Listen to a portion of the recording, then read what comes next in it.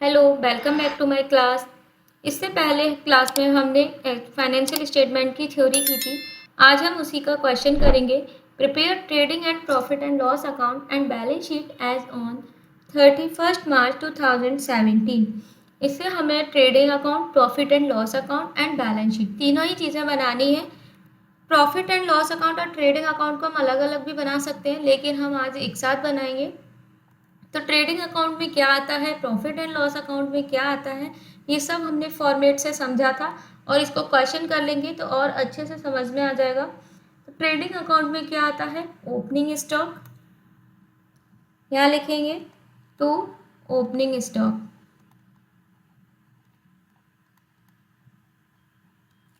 कितना है 6000 रुपीज़। इसके बाद परचेज कितना है 58,500 रुपीज़। क्या इसमें कोई रिटर्न है, परचेज रिटर्न नहीं है, तो सिर्फ हम क्या लिखेंगे टू परचेज। और अगर परचेज रिटर्न होता तो परचेज के अमाउंट में से परचेज रिटर्न माइनस कर देते 58,500। इसके बाद है वेजेस,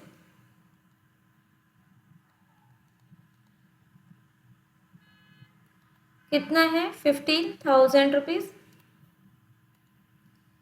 इसके बाद carriage inward, to carriage inward कितना रुपये 450। इसके बाद आ जाते हैं हम क्रेडिट साइड में, सेल्स बाय सेल्स अकाउंट कितना है 73,500। इसमें सेल्स का रिटर्न दिया है क्या, नहीं है सेल्स रिटर्न। अगर होता है तो हम सेल्स में से माइनस कर देते हैं, ठीक है। और लिखेंगे closing stock by closing stock. Closing stock credit side आता है और opening stock debit side. Closing stock कितना था 22,400।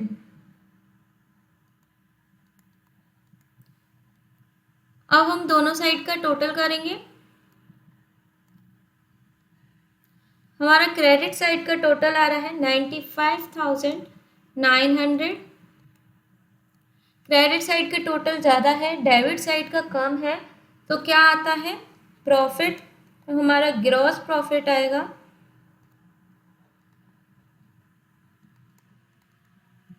ग्रॉस प्रॉफिट CD 15,950 रुपीज़, ठीक है। अब दोनों साइड का टोटल आ गया इक्वल। अगर डेबिट साइड का टोटल ज़्यादा होता, क्रेडिट साइड का टोटल कम होता, तो क्या आता ग्रॉस लॉस, ठीक है। अब जो हमारा ग्रॉस प्रॉफिट आया है इसको हम प्रॉफिट एंड लॉस अकाउंट में ट्रांसफ़र करेंगे, कहाँ पर, क्रेडिट साइड में, by gross profit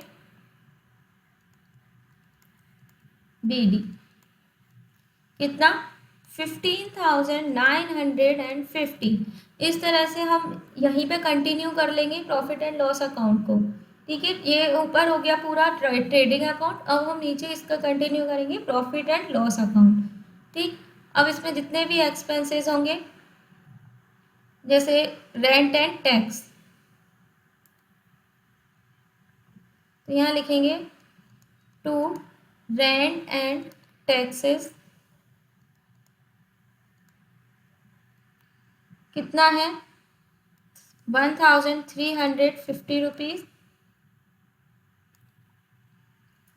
sundry expenses दिया है 600 रुपीज़।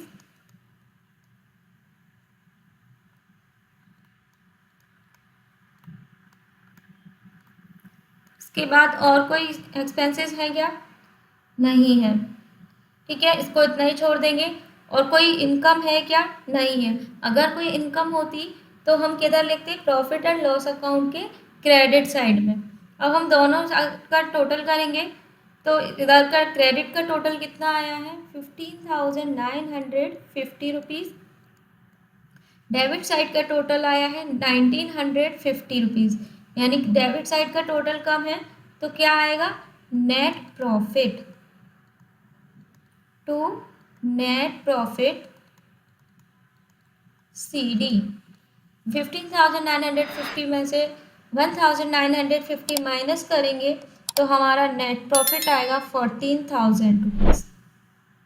ठीक है, टोटल आ जाएगा 15,950 रुपीज़। अब हम क्या बनाएंगे, बैलेंस शीट। बैलेंस शीट का फॉर्मेट होता है, डेबिट साइड लायबिलिटीज़ आती है, क्रेडिट साइड असेट्स आती है। ठीक है, अब हम यहाँ पर सबसे पहले क्या लिखेंगे, कैपिटल।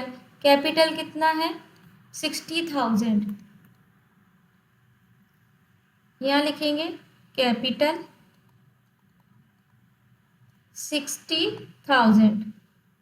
इसमें क्या प्लस करते हैं, नेट प्रॉफिट। नेट प्रॉफिट हमारा कितना आया था प्रॉफिट एंड लॉस अकाउंट के, 14,000 रुपीज़।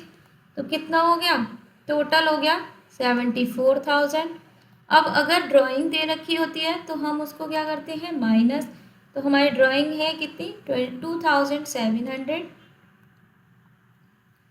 तो हम ड्राइंग माइनस कर देंगे इसमें से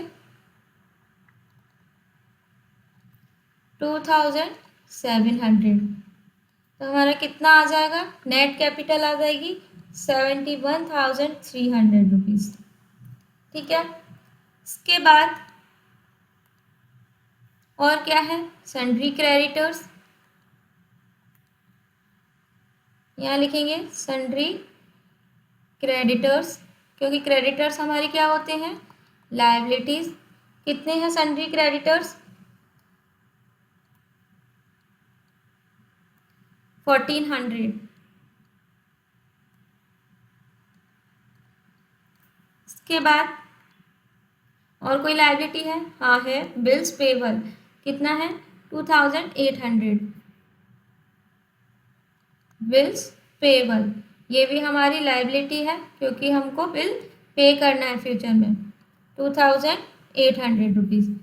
और कोई लायबिलिटी है क्या इधर क्वेश्चन में, नहीं है। अब हम किधर का लिखेंगे, असेट साइड का। असेट साइड में लिखेंगे मशीनरी।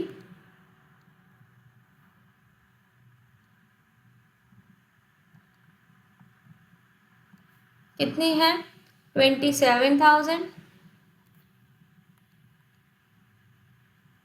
इसके बाद सन्ड्री डेटर्स 21,600।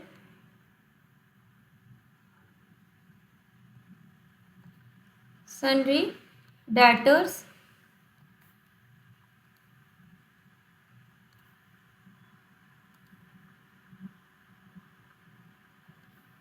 21,600। इसके बाद और कुछ है, हाँ, बैंक। यहाँ लिखेंगे बैंक का बैलेंस, ये भी असेट होता है। कितना है बैंक का बैलेंस, 4,500 रुपीज़।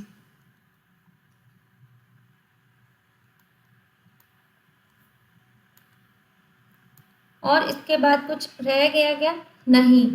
अब हमारा रह गया है क्लोजिंग स्टॉक। क्लोजिंग स्टॉक हमें कहाँ दे रखा है, इसके बाहर है, तो हम इसको दो जगह पोस्टिंग करेंगे। अगर क्लोजिंग स्टॉक अंदर होता तो हम सिर्फ एक ही जगह पोस्टिंग करते, वो था ट्रेडिंग अकाउंट में। ठीक है, अब हम इसको दो जगह पोस्टिंग करेंगे। एक तो ट्रेडिंग अकाउंट की क्रेडिट साइड में किया था, और हम कहाँ करेंगे, बैलेंस शीट के असेट्स में। लिखेंगे क्लोजिंग स्टॉक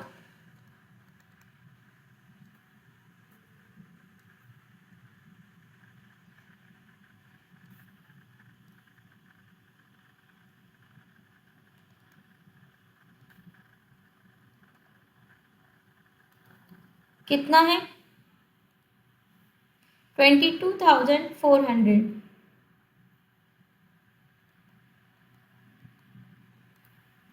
अब हम क्या करेंगे, दोनों साइड का टोटल।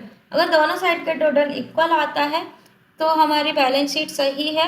अगर इक्वल नहीं आता है तो कहीं गड़बड़ है, कहीं मिस्टेक हो रही है, या तो कुछ छूट रहा है या कैलकुलेशन में मिस्टेक हो सकती है। आज के लिए बस इतना ही। आई होप आपको क्लास अच्छी लगी होगी। If you like my class please like share and subscribe. Thank you.